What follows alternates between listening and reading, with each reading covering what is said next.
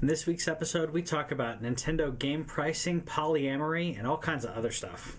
Stay tuned.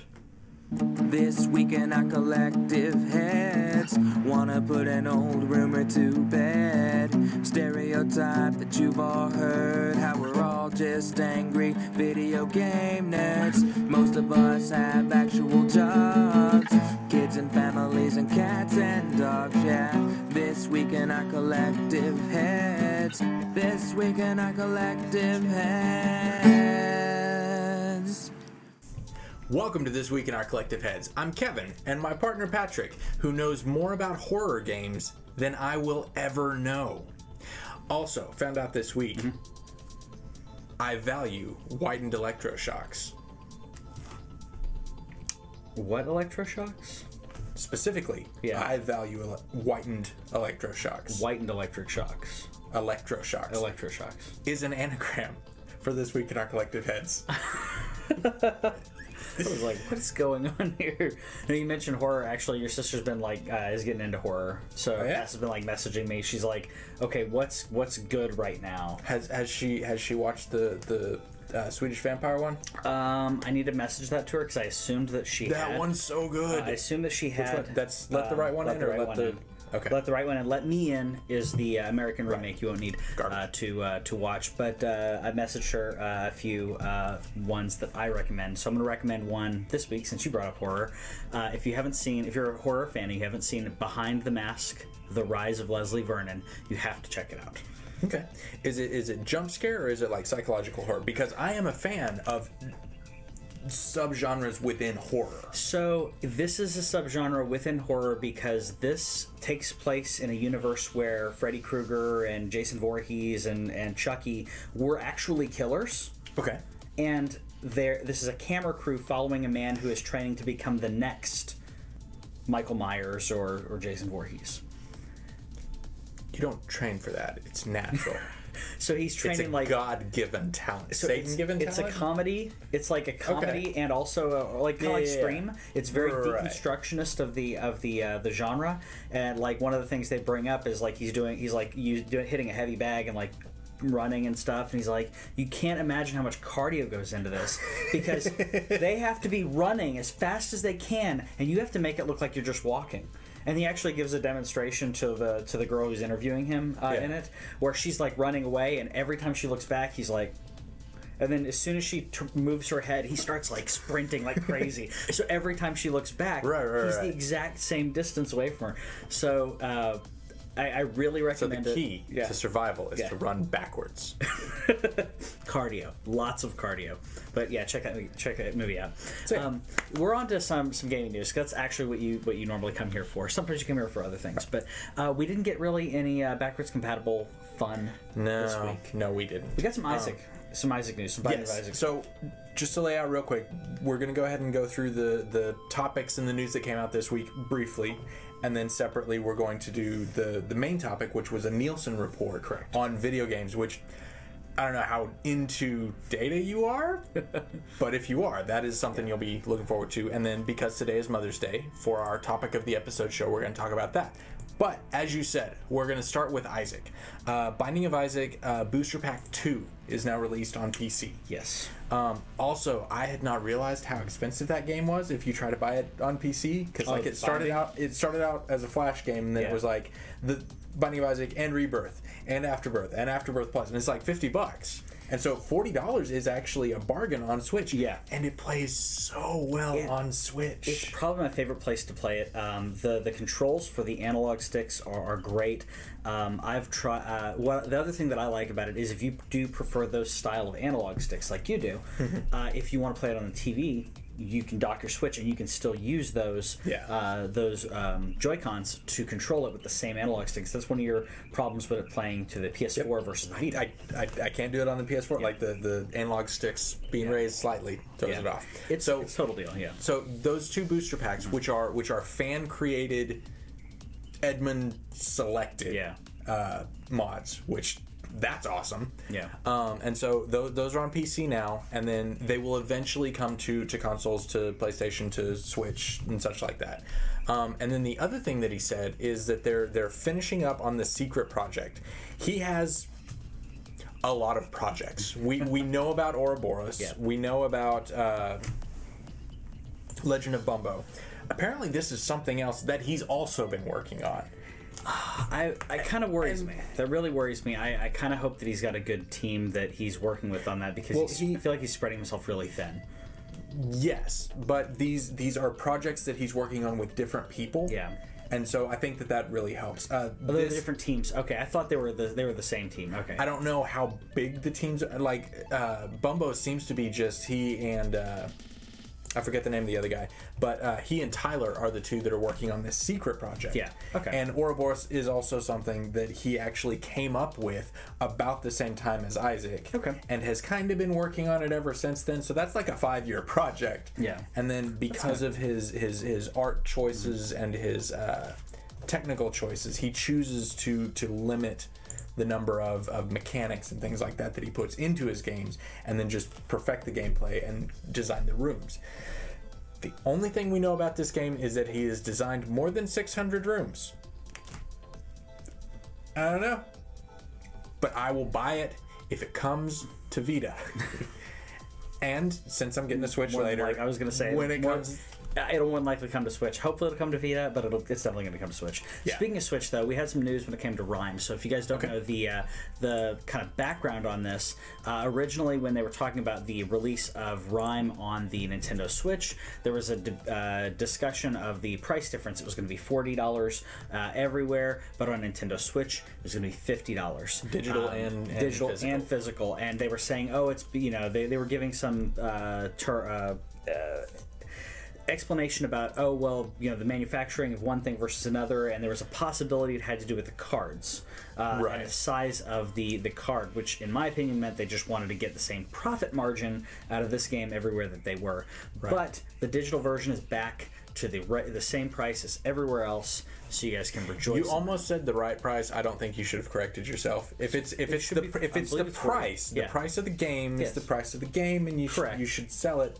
But that's how it goes. When there are additional costs incurred, like with the extra cost of the cartridge, okay, maybe I can understand that from a business perspective. But usually you eat those costs. Case in point, every game that came out in the previous generation, it was on Xbox 360 and PS3. The PS3 discs cost more. Yeah, those were Blu-rays at the time. The Blu-ray disc cost 3 or 4 times the amount. Yep. So what you're telling me is what people did was they came out with Call of Duty or whatever game it was, the exact same price. What they did was they were saying, okay, I'm not gonna make quite as much here, but I'll still get it here. That's what I was getting. And the important thing is just getting it to the audience and allowing people to play. And like that's kind of the Nintendo thing, is like they make money everywhere, but it's mostly on the quantity. Yeah. And so that's what they do there. And then Xbox typically takes a loss on the console itself, and then they're like, software, that's where we'll make the money. Exactly. And it's just different ways of doing it. Personally, I think that it's bad business to have it release in multiple places for different prices. But the takeaway on this is they heard the internet. The internet said foul, and they went, okay, we mentioned it on this show. We have. And now it's changed. This is what happens. You're welcome. This is the power of TWIOCH. Their digital price now is down to $40, which means I'm going to buy it. I've said previously, indie games I'm buying on the Switch, specifically to show Nintendo people buy these here. People have a misinterpretation that people who have Nintendo products do not need or want third-party products. I don't agree. And Nintendo's still being weird about a lot of things as far as this goes. And in some ways they've learned a lot. But like the Mother collection, still not coming west. And we've been tweeting at the internet has been telling them this is what we want. Yeah, bad Reggie. Bad. Stop it. Yeah. I'm so tired of that guy. Next up, we have some Quake Champions, which they had a closed beta that was invite only. Now they have halfway open, halfway closed beta because you need an invite, but you can just be like, hey, can I come in? And then they'll send you a code like immediately once you sign up. And This looks like so much fun. Like I know that Quake and Unreal are different, but this looks like the Unreal Tournament. Agreed. And I have to say tournament when I'm talking with Patrick. So this goes from the 12th, which is in the past, to the 21st, which is in the future, depending on when you're watching this. So you should be able to come in and be able to play this. I also like, we've discussed this before, you need to give enough time for people to jump in. And this is a perfect example of that. You're giving quite a good amount of time for people. You're giving basically 2 weekends of play. So if someone missed it one weekend, they can get it the next weekend. You're not giving a couple hours here and there, right? And like these really super narrow time windows and servers overburdened and stuff like that. This is just, you know, the flow. And so if at some point during these weekends you're like, hey, what are you doing right now? You want to go get the Quake Champions, try that out for an hour or two? Yeah, why not? Why not? Let's jump in. But and that's how this should be. We've said it before, and the perfect example of this is Neo. Neo is, if you guys have followed the show a lot, you know that we love Dark Souls and Souls-like games. And when Neo was announced, we were watching gameplay of it, and we thought, okay, it looks good. I mean, I don't know, because it's a different franchise. We've played other Souls-like games that we weren't quite a fan of. Speaking of Souls-like, you know what comes out next Tuesday? What's that? The Surge. The futury Dark Souls games from the what was it, the Lords of the Fallen. Yeah, that one. Yeah, which Lords of the Fallen. And it was not good, and nobody's excited about this game, including the Dark Souls community, which I'm plugged into more than any other niche community, and they're like, okay. Because we didn't like the other one. So they would have to do something spectacular for that to work. But like you were talking about Neo, they did an alpha. They changed a lot of things and gave us another alpha, and they just let people play it for the weekend. And we bought it. Both of us independently bought it. I've never put that many hours into a beta or an alpha, a demo, other than Minecraft. Minecraft's the only one that I did, because I bought into Minecraft at $5 when it was in alpha, and I bought it because I was like, $5 early access, and when the game comes out, I get it. This is before the Steam early access stuff was a thing. What about Google Maps beta? I'm pretty sure I probably used that. But game-wise, I played a ton of Minecraft. I just love how whenever it popped up for like literal years, like 4 or 5 years, it might still say it. Well, I don't know. If you want to split hairs on that, YouTube video editor is in beta, and it's been in beta for 8 months. I've been using it for 8 months, or maybe even longer than that.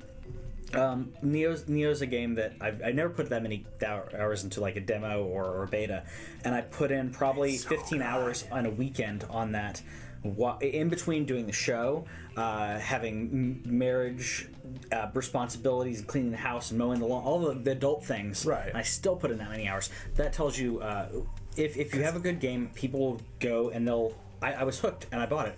If I would like the search, and it builds hype, like the ability to talk with other people about it. But this is supposed to be the quick news. So we'll move on. The next little bit is a couple of things we got out of Mass Effect. So first off, apparently they accidentally inserted polyamory into the. Polyamory's never been a thing in Mass Effect. In fact, if you romance one person, then the others basically are like, oh, you're with this person. And then specifically in Mass Effect 2, if you romance one person, another person does not like her at all, and you have a big clash there. So apparently this was in the game by accident. You could romance it was two a glitch. people. You could romance two people at the same time, and Mass Effect took it out. I have mixed feelings on this. Okay, go ahead. Most of my mixed feelings deal with how with Mass Effect, and as much as we joke around about Mass Effect being a dating simulator, it's about a lot of other things. And I think that a interpersonal relationship between two people can be done. How do I say this? You can flesh that out with multiple different characters and then have those as options. Right. But if you add two partners involved, unless you're adding dialogue to explain their nuanced and complicated feelings about this, and in that other situation, saying, I'm okay. There's a lot of conversation. And for one, okay. So what you're saying is that while it would be cool to have this in the game. this is a specific situation that deserves more attention than they would be able to give it in a Mass Effect game. I think if they wanted to, they could. But you would have, and in my opinion on this, because this is, like I said, this is a very nuanced type of situation. I would think that just like there are characters in Mass Effect Andromeda you can and cannot romance. Most of them you can. There's like I think one or two you cannot. And in but if I think that there should only be certain options of ones that are okay with that, and then if you try to do the others, they're like, I don't, if this is something you want, I'm not comfortable. Go, you have to pick me or her or whatever, and then you pick. Well, see, in Dragon Age Origins, which is the Bioware game that I've spent the most time in, like you could go from one to another, and you could go back, but it could only be one at a time. Like my favorite was which that makes sense because the other person's like, okay, you're with that person right now, and that is a complicated situation where you're like, I'm still connected to this person via, I guess, professional level, if you will, because you're questing, right? Because you're questing saving the world and stuff, yeah. But I did tweet out to them and was like, hey, okay, I understand that this was a glitch, however, I would be interested in seeing how this plays out, and I think that there is still so much uncharted territory in video games, and like you were talking about dating simulator, I would be interested, like in somebody really competent making a dating simulator that included those kinds of options, because, like I said, this is stuff that hasn't been explored yet. So if that's something that you would like to see in the next Bioware game, then reach out to them and let them know. But moving on to our next piece of news, the next Bioware game will not be Mass Effect. Correct. And not only will it not be Mass Effect, it is being delayed. No. These are two separate stories. I could have sworn that was delayed as well. I'll have to double check. Delayed as well, but that's what I meant. Like, yeah, basically, that's what I meant. Yeah, so right there. So the next game is not Mass Effect, and it was supposed to come out next year. And it's being delayed until 2019. Right. So what I think is happening within BioWare is there, and I commend them for this if this is happening. BioWare is looking at the aftermath of Andromeda and saying, what did we do with the biggest franchise that we've had, non-Star Wars, the biggest franchise that they've had, and what did we do wrong? How can we gave it to Montreal? That's what you did. You gave it to Montreal, and then you outsourced from Montreal. You outsourced the facial animations. Yep. And there are certain games that I feel everyone gives Bethesda crap for their facial animation stuff, but if you will look at the more recent Bethesda work, it's getting better and better and better, and it's something that they've been continuing to work on, and it's all in-house. Yeah. So what happened here was they took what they were using in-house for BioWare and went, well, we're working on all this other stuff for the game. Someone else do this part. And I think we're in an age right now where I think there needs to be more of an integration when it comes to actors, and they didn't do that with this game. Perfect example, like Last of Us. I mean, the major difference there though is sheer scope and size. Yeah. And I can appreciate that the ability to zero down and do like a full story. Yeah. This is like, for me, the difference between being given a month to score a movie versus being given a month to score a 24 episode series. Yep. because Mass Effect is so huge, I don't believe that it's reasonable for us to expect the level of polish that you get in a Naughty Dog game. I do agree. But just like, okay, this character needs to be able to smile, frown, whatever. Here are the expressions we're going to have, because they go that granular. If you ever watch behind the scenes stuff, when it comes to that, you go that granular where you're like, I need these types of smiles. It's easy enough as having the actor, okay, you don't have to read all the lines. Give me specific the vowels, consonants, and here's all the expressions I need, and just going through those. Now it's going to take a little bit to do that, but you're going to gauge a lot of those individuals. Now there's certain ones you don't need that with, but the main characters you definitely do. Yeah. And the other aspect of that, and with this we'll move on to the next thing, but the major aspect of that for me is that in Last of Us or Uncharted or whatever, and I'm calling out Naughty Dog because they are the quality so high level, and they devote so much time to it. But that is a singular one-way storyline. And when it comes to BioWare, like, I may have entered the same conversation that you did, but my character is different than your character, and like there's so much more nuance that kind of stuff has to be automated. But still, I agree. Oh, one thing I forgot to point out before we move, though, is that you also deal with Mass Effect. You have different races and their different views on relationships and everything. Yeah. And I'm forgetting the name of the species. The one is it that Krogans? Liara. It's not Krogans. It's the one that Mass Effect species is it Liara? I believe.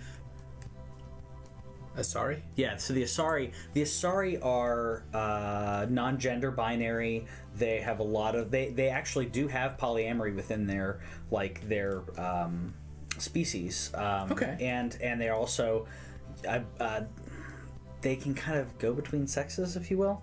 So there's a lot of nuance to that species, where that species, if you were in that situation, they would be more open to it, where you have others that may have very specific bonds. Krogan are very war primal, like they're like Klingons. So at that point, they may have a situation where maybe the males or females, depending on the society, like view that as a normal thing, where to take multiple partners. So, sorry, I forgot to mention that as we were going to mention the other stuff. Yeah, but then the last thing that we kind of touched on, and I just want to make sure we get all the news on this.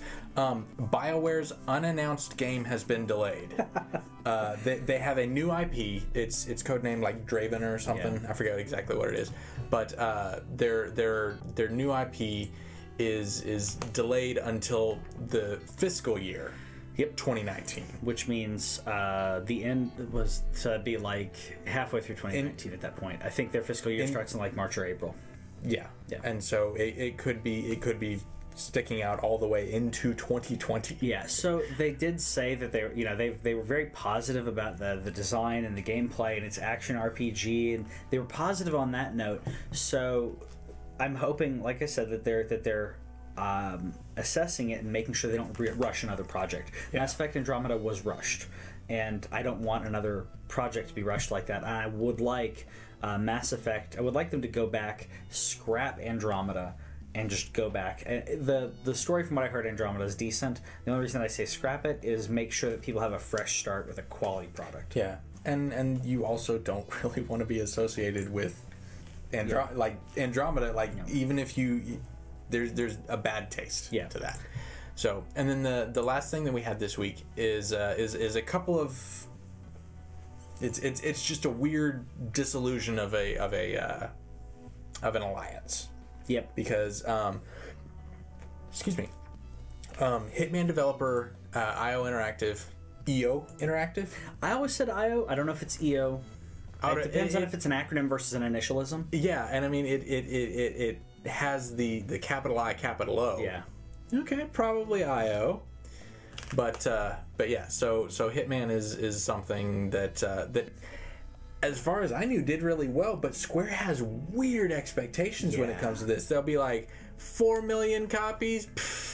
No, did not meet expectations. It didn't meet the expectations that they wanted. In my opinion, part of it, they did a huge switch in regards to their product and how they give it to people. They were trying more of the Telltale, if you will, like season versus versus individually buying things. And I like the idea of a game like having a game like this, and you have this map that you learn really well, and then they throw a what was it called, elusive target? I think every couple of weekends, and I like the idea. Yeah, it's really cool, and I love the Hitman franchise. And right now Square has dropped the developer from their umbrella, which is unfortunate. I'm hoping. I would like to see Hitman return to form. This is just me personally. I think that this is the recent Hitman was a decent product. I think that it was better than some of the other offerings that came out recently. I think that before that, I think Hitman 2 is probably my favorite, and Hitman's one of my favorite games franchises. When it first came out, obviously the stigma / allure of I'm a hitman, I'm going and kill contract killings, but it was very unique in how you go about them. You're talking about different maps, and I would do the exact same map over and over and over again to get a different way to do it. And there were some maps where you could specifically I don't know, you could go into like either be as stealthy as you want or as crazy as you want, except it's still realistic where you can't just have a gunfight like in Matrix. Right. So it's sad they're dropping them, but I'm hopeful on it. Yeah. And then we had a little bit of community. So I have a page for Final Fantasy VI playthrough. We did it last year or the year before for our 20th anniversary. And somebody found that group and was like, "Hey, I'm stuck at the end of saving scenario. Where am I supposed to go?" And over the next week, I basically walked him through the rest of the game. Yeah. It ended up being like a 112 page or 112 comment. Oh wow! Page where every time he was stuck or whatever, he would just be like, "I don't know, what do I do next?" And I know that game well enough that and you can kind of attest to this. Like when I first wake up, I'm not there. I can't think. I'm not coherent. Anything like that. I have played this game so many times that I could just wake up and be like, "Oh, you gotta go east and then south, and don't forget to look for Moogles," and back to sleep. And so I walked him through it, and he'd never played it before, and basically he beat it in like a week and a half. Yeah, and so props to him. And if any of you want to play Final Fantasy VI, especially if you're interested in finishing it, unlike this guy. I will. I need to get back. I need to get back. Now, see, whenever we bring you in for the November playthrough. So anyway, so at that, if you ever want to play that game, reach out to me. I will walk you through the whole darn thing. Yeah, he will. So I'm very happy for Jared and looking forward to the November stream. Happy about it. I'm also happy that he got to go back and play one of these games, because whenever someone goes back and plays a retro game like that, it's kind of cool to see someone get to experience something that they may not have otherwise, especially in the amount of games that we get nowadays. Well, it also brought to me several instances where it's like, how did you expect people to figure this out? Because the first time through, I went on a walkthrough. Yeah. I did both walkthrough and Game Genie because I was a cheater back then, and there's some stuff that because like it's not intuitive. Slight spoiler: in the second half of the game, you're collecting all the characters, like building up your team again, and you encounter Terra. For her own reasons, she said, "I don't want to fight anymore. Yeah. I have found a place. I don't want to fight." And then you go away, do 2 or 3 more events, and then you can come back to the town, and through another event, you can add her to your team. The thing is, you go back to that town, Terra's nowhere to be found. Your only clue is that a dog comes into the room behind you and goes behind a bookcase. And that's where there's a hidden entrance, hidden room, for no reason. So you have to know what to do before going back. You have to know that you should go back. And then when you do go back, you have to follow the dog. Right. So to a secret room that is not visible on the screen. Yeah. And Final Fantasy has a lot of those kind of hidden things, but to me, a character, especially one as powerful as Terra, should not be hidden like that. In Final Fantasy VII, you have 2 hidden / whatever you want to call them, possible characters, Yuffie and Vincent. Oh, I thought Red 13 was hidden. No, Red 13's a big part of the storyline. What about the Cat Moogle guy? No, he's a big part of the storyline. Okay, like very, very important part of the storyline. So like you're gathering all these. Look like he would be, or they don't look like they would. It's like one's living, one robot, right? Spoilers, because they don't may or may not. I'm not going to. So the Moogle one is Kate Sith. Right. Kate Scythe, whatever you want to call him. Kate Sith, who is part of your... you find him at the Golden Saucer, and you're like, oh, he's funny, whatever. He joins your team. He's a spy for Shinra. Yeah. So you're going through the game and you're like, oh, it's just this fun little, big fat Moogle robot thing, and the cat that operates it, and yeah, it turns out it's he's a Shinra spy the whole time. So yeah, important part. Yuffie, you have to get on a specific island chain. You have to get a specific combat encounter, and then you have to get her from there. And then Vincent, you have to get from going down into the basement of a mansion of a town that so. And you can't get both, or it's really very difficult to have both. So one won't spawn. I believe you can't get both, or you have to do them in a specific order. It's not intuitive, but yeah, the first time that I played through 7, I didn't know Yuffie existed. I never encountered her. So, nice. Anyways, back onto other things. The other things that I'm excited about is Assassin's Creed Origins. Or Origin. Oh, right, there's more news. There's more news. See, I had already denigrated into. You were like, now we're just gonna talk. We're wrapping up. No, so Assassin's Creed, we had so this came out as first it was a rumor / leak. And then it came out. Okay, yeah, Assassin's Creed Origin is the thing. We're actually going to Egypt for this. There's going to be naval battle stuff things. So the concept art, I think, is something that they actually showed. But if you go back to image 2, this is actually a shot. And my only thing is like a camp, someone's where's phone the tall stuff? There's a tall thing. Well, it's ancient Egypt. You're gonna have pyramids. You're gonna. Do you know how hard pyramids are to swan dive off of? Yeah, you're gonna have. That's going to be the painful. Sphinx. There's gonna be So if you look at the ancient temples and stuff that they had some of which we haven't even uncovered, or ones we've uncovered but are still stuck in the sand. Right. There are a lot of pillars and stuff like that. Okay, so you got the Sphinxes. Okay, you're not gonna have a lot. It's going to be kind of like the first Assassin's Creed game, where you had 1 or 2 towers and everything else was small buildings, and so it's going to be different. We know they have straw because the slaves used them to make bricks. Yep, and we know they're going to be logs to push the giant pieces of the pyramids. Right. Log. Roll. Yes. Get another log. Put it over here. And also that there will be slaves squished in them. We learned that from the 10 Commandments. Yep, that's gonna happen. So I like this though. I mentioned before my favorite Assassin's Creed game for the environment and everything was the first Assassin's Creed. I think there's some really great ones other than that, but I feel like they jumped really far forward. You went from not that far forward. First game is 1200 AD, and then you jump forward to the Renaissance, and I felt like there was a lot of time that was explored before. There's a lot of potential. Well, yeah, because this game franchise starts at the Garden of Eden.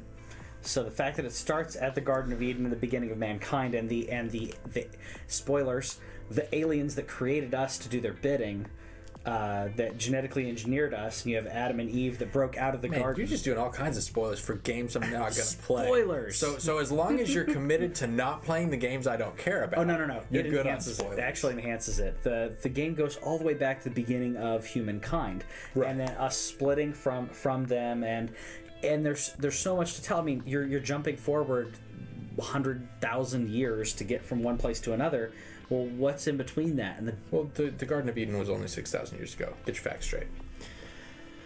So next up, we have... we've got... so Parappa the Rapper got remastered recently. And there was also another one, Guitaru Hero, which is something I didn't Never know played that it. One at all. Never played it. But we have a new game coming out from the Parappa the Rapper guys, and it's Rap Rabbit something. It's something Rap Rabbit. It's Project Rap Rabbit. Project Rap Rabbit. They'll probably change some stuff. Say that however many times fast as you want to, but yeah. So it's the next rhythm game thing that's coming out. We don't have any gameplay or anything. I don't think it. No, I think it's just it. It's just Also, is that the giant frog that we fought in Neo? I'm pretty sure that's the giant frog we fought in Neo. It looks like the frog in Neo, but it also looks like one of the frogs in Parappa the Rapper. There's a lot of similarities involved in the style. Obviously, we also have rap, so there's a similarity there. Punch kick. Yeah, that's right. Kick punch. I didn't play it. But I think it's really cool that this is happening, and I'm glad they did the remaster to kind of get people to start to kind of have that nostalgia feel for it. And I'd like to see a trailer for this come out around E3. I'd like to see like something I feel like they'll do that. Even if it's the developer talking about it and just showing some stuff that they're working on would be really cool. I think that we're in an age now where we can eat that stuff up. You don't have to give me a fully polished gameplay demo. Right. If you show the developer talking about it and then show some stuff that they're working on, and so maybe a little bit of the songs. Yeah, and there's also a lot more respect paid to the actual creators of these things and allowing them to be given their teams, and Sony in particular is really good about that. But speaking of songs, Alan Wake, which is one of my favorite games. Nice segue. Thank you. Is actually going to be pulled from some digital stores. Physical can continue to be bought, but the reason for this is it actually deals with the licensing for the songs in Alan Wake. Right. A lot of the songs in there are like Roy Orbison songs and some others that they got a license for X amount of time, and then it's about to expire. And it's really unfortunate that's the case, because when you think of something like that, for instance, if a movie comes out, if Kill Bill, for instance, Kill Bill came out, has a bunch of songs in it, and they already made agreements for those songs, and then if they want to release the Blu-ray or whatever, and 20 years from now, you don't think, oh, we got to tie up the contract for that. What was it? Mad Men wanted to use a Beatles song. I think they paid like $200,000 for it in there, but they got the rights to play it forever now, right? Or they got the rights to put it in that and use it for any sales afterwards. So it's surprising to me. Yes, and I'm surprised to me that the contract had an endpoint like that. I feel like that a big part of that is because when the first Alan Wake came out, digital wasn't nearly as big as it is now, and so they were only thinking of the physical sales, and the digital was kind of an afterthought. But as those metrics have begun to shift, I think this is definitely something that they're thinking about more. Yeah, and so so. But that's it for the news this week. Let me know let us know, or me or him, know what you think about the news. If you're sad about the Alan Wake thing, I'm hopeful for more Alan Wake. So let us know in the comments what you think about that, what you think about the rights for songs in video games. So reach out to us on Facebook, on Twitter, on YouTube, wherever. And if you reach out to us on Twitter, let me know if you listen to Robert Miles. Robert Miles died this week. That made me very sad. And I want to talk about him with other people, especially people who are experiencing the music for the first time, like Jared did with Final Fantasy VI this week. Exactly. Share the love. See you guys later.